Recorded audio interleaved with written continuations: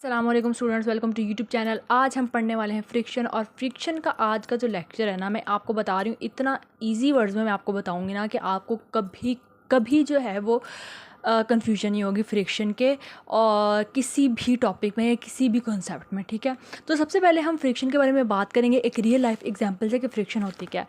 आपने देखा होगा कि आप बॉल है एक ग्राउंड पे रोल कर देते हैं, पाँव से थोड़ा सा बॉल को जो है वो हिट करते हैं और बॉल चलती जाती है। ठीक है, कुछ टाइम के बाद वो बॉल रुक जाती है। क्या आपने कभी सोचा कि वो बॉल क्यों रुक जाती है? अगर नहीं सोचा तो मैं आपको बताती हूँ वो बॉल क्यों रुक जाती है। वो बॉल फ्रिक्शन की वजह से रुक जाती है। अगर फ्रिक्शन को मैं आपको बिल्कुल सिंपल वर्ड्स में बताऊँ ना, तो बेसिकली जो रब होते हैं ना अगेंस्ट टू सरफेसेस, ठीक है, वो हमारे पास फ्रिक्शन होती है। ठीक है, रब अगेंस्ट टू सरफेसेस जो उसको स्लो डाउन कर लेती है। दो चीज़ों के दरमियान जब रगड़ पैदा होगी ना और वो उसके मोशन को, उसके मूवमेंट को स्लो डाउन कर देगी उस चीज़ को, वो हमारे पास फ्रिक्शन होती है। ठीक है, ये बात आपको समझ आ गई। इसके फर्स्ट पैराग्राफ में हमें यही बताया हुआ है कि फ्रिक्शन क्या होती है। उन्होंने कहा है कि क्रिकेट बॉल है, उसको आप हिट करते हैं, वो ग्राउंड की तरफ आती है, वो कुछ देर बहुत लार्ज वेलोसिटी के साथ वो ग्राउंड पे आती है, कुछ देर तक वो ग्राउंड पे चलती है, उसके बाद जो है वो रुक जाती है। ठीक है, तो इसकी वजह क्या है? इसकी वजह फ्रिक्शन है जो कि ग्राउंड और बॉल के दरमियान जो है वो प्रेजेंट होती है। ठीक है, अगली चीज़ जो हमारे पास आती है, अब उन्होंने हमें कहा है dissipative effect of friction. Friction के अफेक्ट क्या होते हैं, फ्रिक्शन अफेक्ट कैसे करती है। Force is a dissipative friction is a dissipative force due to which the energy is wasted in work to overcome against friction. अब जब फ्रिक्शन लग रही है ना, बेसिकली मैं आपको एक बात बता दूं कि जब फ्रिक्शन लग रही होती है ना, तब बहुत सारी एनर्जी वेस्ट होती है। ठीक है, ताकि उसको उस फ्रिक्शन को ओवरकम किया जा सके। अगर फ्रिक्शन जो है किसी चीज़ के ऊपर लग रही है, वो जब बॉल के ऊपर फ्रिक्शन लग रही है और बॉल जो है वो कोई रिस्पॉन्स नहीं करेगी, कोई अपनी एनर्जी दूसरी वेस्ट नहीं करेगी, तो वो फ्रिक्शन की वजह से काम करना इम्पॉसिबल हो जाएगा। इसकी एक बहुत कॉमन एग्जांपल है हैंड रब करना। आप हाथ रब करते हैं, एक टाइम के बाद आपके हाथ इतने गर्म हो जाते हैं कि आप उसको और रब नहीं कर पाते हैं। ठीक है, तो हाथों की जो गर्मी होती है वो फ्रिक्शन की वजह से प्रोड्यूस हो रही होती है। ऐसे ही जब आप कंप्यूटर लैपटॉप यूज़ करते हैं, उसमें मशीन्स चल रही होती हैं, उसको इतनी वो मशीन जब आपस में रोल कर रही होती हैं और चल रही होती हैं, मुसलसल वर्क कर रही होती हैं, तो क्या होता है हमारे पास, वो गर्म हो जाती है, उसमें हीट प्रोड्यूस हो जाती है फ्रिक्शन को ओवरकम करने के लिए। ठीक है, और फ्रिक्शन को ख़त्म करने के लिए एक तरह से, तो वो जो हीट है वो फ्रिक्शन की वजह से पैदा हो रही होती है। ठीक है, ऐसे ही जब टायर्स हैं, जब आपने देखा होगा टायर मुसलसल चलते रहें, आप उनको मतलब मैकेनिक के पास ना लेके जाएं और वो बहुत ज़्यादा गर्मी हो और आप मुसलसल उनको यूज़ करते हैं, तो आफ्टर सम टाइम जो टायर होते हैं वो फट जाते हैं या वो काम करना बंद कर देते हैं। इसकी वजह क्या है कि वो फ्रिक्शन की वजह से जो सारी एनर्जी होती है टायर के अंदर वो यूज़ हो चुकी होती है और अब टायर मज़ीद फ्रिक्शन के साथ काम नहीं कर रहा होता, तो अब टायर्स को चेंज करवा लेते हैं। ठीक है, ऐसे ही आपने देखा होगा कि जो शूटिंग ऑफ स्टार होती है रात को आसमान पे होती है, वो भी फ्रिक्शन की वजह से होती है। स्टार्स की स्टीरॉयड्स जो हैं वो एटमॉस्फेयर में एंटर होते हैं, एयर रेजिस्टेंस होती है, उसकी वजह से हीट होती है।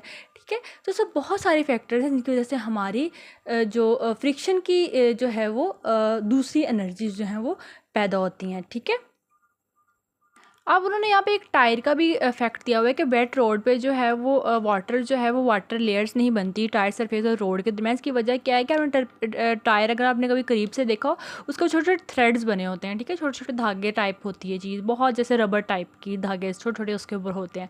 ठीक है, वो क्या करते हैं कि उनके स्पेसिस जो होती हैं वो उस गाड़ी को जो है वो सेव करती हैं कि वो उसके ऊपर फिसल ना जाए। वो अगर कभी वेट रोड हो, कोई गीला रोड हो, बारिश वगैरह हुई हो, तो टायर तो रबर के होते हैं और रबर जो है वो तो पानी के ऊपर स्लिप हो जाती है, लेकिन वो स्लिप क्यों नहीं होती है? ठीक है, उसकी एक वजह यह है कि जो थ्रेडिंग ये होती है उसके दरमियान जो स्पेस होती है ये उस चीज़ को सेव करती है, इसमें फ्रिक्शन प्रोड्यूस होती है, एनर्जीज प्रोड्यूस होती हैं, और ये जो चीज़ है इसका जो स्ट्रक्चर है इस तरह का, वो इसको बचाता है कि वो उसे स्लाइड ना हो या फिर गाड़ी जो है वो स्किडिंग जो है उसके चांसेस कम हो जाते हैं। ठीक है, आगे जो हमारे पास आ जाता है वो है स्लाइडिंग फ्रिक्शन।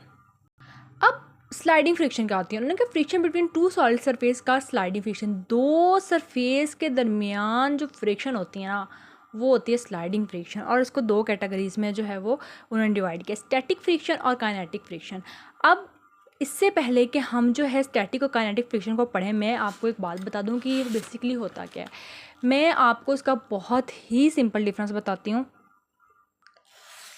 कि स्टैटिक में ये होता है कि जो चीज़ें जो हैं अगर हम उनको मूव करना चाहें बिना स्टैटिक फ्रिक्शन में, तब भी वो मूव नहीं हो रही, तो इनमें फ्रिक्शन इतनी ज़्यादा होती है। लेकिन काइनेटिक में ये होता है कि चीज़ें जो है वो स्लो डाउन हो जाती हैं जब वो मूव कर रही होती हैं, ठीक है। फ्रिक्शन की वजह से उनकी जो मूवमेंट है वो स्लो डाउन हो जाती है। अब हम बुक से इसको थ्योरेटिकल जो है वो सारा देखेंगे कि ये होता क्या है।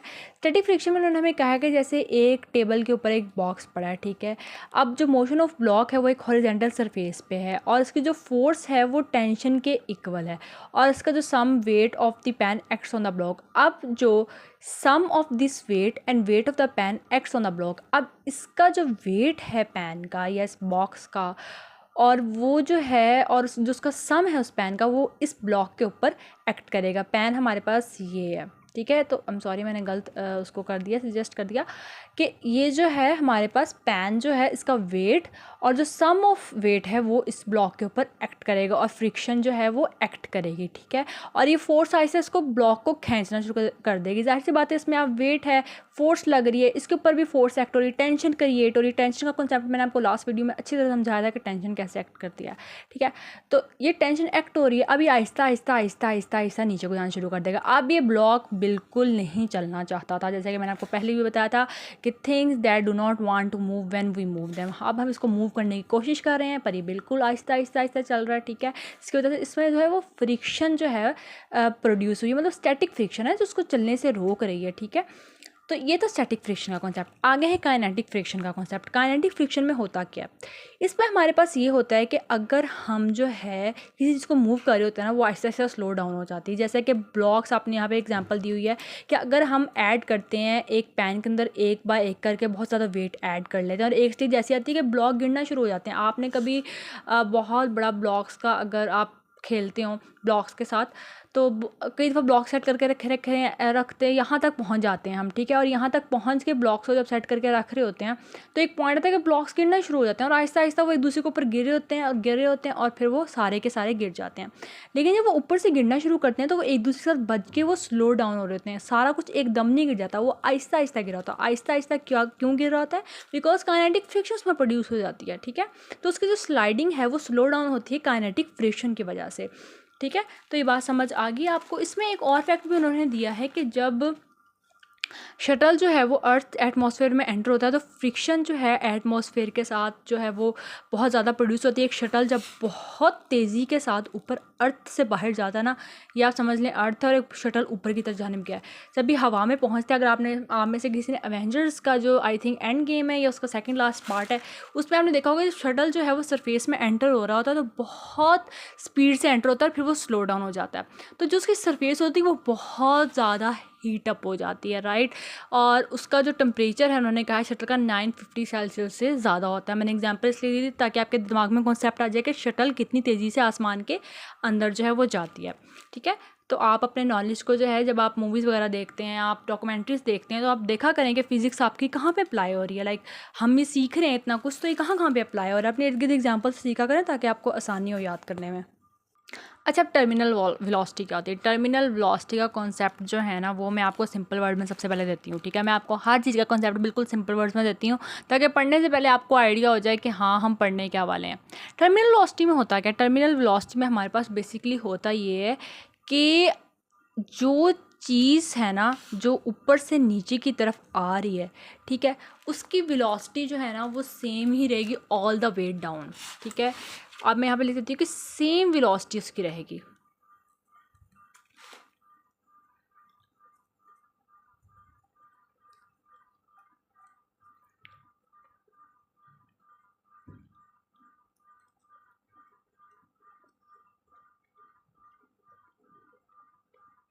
ठीक है, तो टर्मिनल वेलोसिटी बेसिकली होती है कि हमारे पास सेम वेलोसिटी रहती है all the way down, right. समझ आ गई बात आपको। अब हम इसमें से पढ़ेंगे और मैं आपको इसमें से एक एक बात जो है वो एक्सप्लेन करूँगी। अब उन्होंने कहा है जब एक ऑब्जेक्ट फ्री फॉल होता है तो इस एक्सलेटर होता है g=10 - 2 के, और प्रैक्टिकली जो एक्सलरेशन है वो डिफरेंट भी हो सकती है, ठीक है। एयर रेजिस्टेंस बहुत एक अहम किरदार अदा करती है कि कितनी फास्ट एक ऑब्जेक्ट जो है वो एक्सलेट करे जब इन इट्स फॉल। उन्होंने कहा एयर रेजिस्टेंस जो है बहुत इंपॉर्टेंट रोल प्ले करती है, वो डिटरमाइन करती है कि एक ऑब्जेक्ट कितना फास्ट होगा जब वो गिर रहा होगा, ठीक है। जितनी ज़्यादा एयर, अगर आप बहुत ऊपर से गिर रहे हैं, ठीक है, अगर बहुत ज़्यादा ऊपर ऊंचाई से पैराशूट्स होते हैं, ठीक है, तो वो बहुत तेज़ी से आते हैं ऊपर से, लेकिन वो ज़मीन तक आते आते क्या होते हैं, स्लो डाउन हो जाते हैं, क्योंकि एयर रेजिस्टेंस उस हिसाब से बढ़ जाती है, ठीक है। ऊपर स्पेस में जब एक दफ़ा स्पेस से आप ऊपर होते हैं वहाँ पे एयर रेजिस्टेंस नहीं होती, लेकिन जब आप स्पेस के एक तरह कवर में या फिर आप उसमें एटमॉस्फेयर में एंटर हो जाते हैं, एयर रेजिस्टेंस बहुत ज़्यादा होती है। अब उन्होंने कहा कि अगर हम जो है वो एक क्रिकेट बॉल को ड्रॉप करते हैं और एक स्टायरोफॉर्म का पीस लेते हैं सेम वेट से, सर्टेन हाइट से, तो दोनों ग्राउंड को सेम टाइम पे हिट करेंगे अगर कोई एयर रेजिस्टेंस ना हो। अब स्टायरोफॉर्म आपको पता है बहुत ही हल्का होता है, जिसको आप समंदर की झाग कहते हैं। फॉर्म छोटा सा जो होता है वाइट से कलर का, जिसको आपको तोड़ते भी हैं आप उसको, वो जो होता है आपके डब्बों वगैरह से निकलता है वो। अब स्टायरोफॉर्म जो है वो, ठीक है, उसका पीस लें आप, एक क्रिकेट बॉल है और दोनों को फेंक दें, ठीक है। अब आप तो कहेंगे कि स्टायरोफॉर्म जो है वो तो जो है आराम से गिरेगा, क्योंकि बॉल पहले गिर जाएगी, क्योंकि बॉल का वेट ज़्यादा है, स्टायरोफॉर्म का वेट कम है। लेकिन उन्होंने कंडीशन दी, अगर कोई एयर रेजिस्टेंस नहीं होगी, अगर कभी कोई एयर रेजिस्टेंस नहीं होगी तो वो सेम टाइम पे गिरेंगी, लेकिन अगर एयर रेजिस्टेंस होगी तो बॉल पहले गिरेगी और जो है वो स्टायरोफॉर्म का पीस बाद में गिरेगा, ठीक है। अब उन्होंने क्या, एक्सलरेशन 10 ms-2 होती है। प्रैक्टिकली जो बॉल होती है, बॉल इन एयर होती है, वो जल्दी गिर जाती है, और स्टायरोफॉर्म का लार्ज सरफेस होता है, वो बहुत ज़्यादा जो है बेचारी फोर्स ऑफ एयर को जो है वो फेस करती है, ठीक है, रेजिस्टेंस को, मुश्किलात को फेस करती है। हालांकि वो हल्की सी होती है, लेकिन फिर भी उस पर जो है वो चीज़ें इफ़ेक्ट ज़्यादा होती हैं। मतलब एक बहुत बड़ा लेसन ये भी है कि जो चीज़ हल्की होती है उस पर मुश्किलात ज़्यादा होती हैं, जो चीज़ भारी होती है उस पर मुश्किलात कम होती हैं। तो यही बात है कि अगर सिलेबस आपका आसान है, ठीक है, और आपका सिलेबस आसान है, तो आपको बहुत ज़्यादा जो है ना वो मोटिवेशन चाहिए होती है पढ़ने के लिए कि हाँ मुझे पढ़ना है, मुझे काम करना है। लेकिन अगर आपका सिलेबस हार्ड होता है तो फिर आपको कोई मोटिवेशन चाहिए, फिर आप पढ़ने बैठ जाते हैं बस, और फिर आप काम कर लेते हैं, ठीक है। तो ये एक तरह से, वैसे मैंने बात बता दी आपको, लेकिन इससे रिलेटेड नहीं है। ऐसे next experiments have been made in this respect and it would found that the fastest और object fall the more air resistance will be exerted on it. उन्होंने कहा है कि एक्सपेरिमेंट्स ने हमें ये शो किया है कि फास्टर, जितनी जल्दी जो है ऑब्जेक्ट है वो एयर रेजिस्टेंस उस पर एग्जर्ट होगी, उतनी जल्दी वो है नीचे जो है उतनी मतलब उसको टाइम लगेगा आने में। अब उन्होंने कहा है कि स्पीड, एक किसी अपवर्ड फोर्स से जो एयर रेजिस्टेंस बैलेंस हो जाता है, कोई स्पीड है वो फाइनली अटेन कर लेती है, जिस पे जो अपवर्ड फोर्स ऑफ रेजिस्टेंस है वो बैलेंस हो जाती है डाउनवर्ड फोर्स ऑफ ग्रेविटी पे। मतलब ये है कि एक स्पीड, एक कोई ऑब्जेक्ट है वो ऊपर से नीचे आ रहा है, अब एयर रेजिस्टेंस और ग्रेविटी इक्वल हो जाएंगी और वो एक स्पीड अटेन कर लेगा। अब पैराशूट जब ऊपर से नीचे आ रहा है, तो उसमें पैराशूट की ही एग्जांपल दी हुई है, पैराट्रूपर्स की, कि जब ऊपर से नीचे आ रहे होते हैं तो एक टाइम के बाद एयर रेजिस्टेंस और ग्रेविटी इक्वल हो जाती है और जो है स्पीड जो है वो अटेन हो जाती है। अब ये कब होता है, जब होता है ना तब जो ऑब्जेक्ट है ना वो एक्सलरेटिंग करना स्टॉप कर लेता है और एक कांस्टेंट मतलब एक स्पीड के साथ जो है ना वेलोसिटी के साथ ये नीचे आ रहा होता है। और जब कोई चीज़ कांस्टेंट वेलोसिटी को अचीव कर लेती है उसको हम टर्मिनल वेलोसिटी या वेलोसिटी कहते हैं। अब ये जो इतनी बड़ी कहानी हमने पढ़ी है ना, बेसिकली हम टर्मिनल वेलोसिटी की डेफिनेशन पे आ गए हैं कि जब किसी चीज़ की एयर फ्रिक्शन उसकी ग्रेविटी के साथ जो है वो इक्वल हो जाती है और वो एक कांस्टेंट वेलोसिटी को अटेन कर लेता है, वो वेलोसिटी टर्मिनल वेलोसिटी होती है, ठीक है। अब मेटेराइट्स जो हैं वो एक इनफाइनाइट वेलोसिटी नहीं देते जब वो ज़मीन की तरफ आते हैं, और ये प्रिंसिपल जो है वो पैराट्रूपर्स पे अप्लाई होता है। Air resistance acting against the large surface of a parachute allow for descent at the safer velocity, मतलब जो है पैराट्रूपर्स है वो नीचे उतर रहे होते हैं तो एक सेफर वेलोसिटी के साथ उतर रहे होते हैं। अब यहाँ पे एक और दी है जो फ्रिक्शन ह्यूमन जॉइंट्स के इर्द गिर्द होती है, जो उसके अल्लाह ताला ने जो जॉइंट्स के इर्द गिर्द एक फ्लूइड रखा हुआ है ताकि वो फ्रिक्शन से जो वो बच सकें, एक लुब्रिकेशन रखी हुई है। और हमारी बोन्स जो है जब एक दूसरे से रब होती हैं तो जो वो ज़्यादातर जो बोन्स है ऐसा नहीं होता कि वो उसमें टूटने लग जाती हैं या क्या हो जाता है, इतने साल 70-80 साल यूज़ करने के बाद भी हमारी बोन्स जो है वो कामकारी होती हैं क्योंकि उसमें फ्लूइड मौजूद होता है।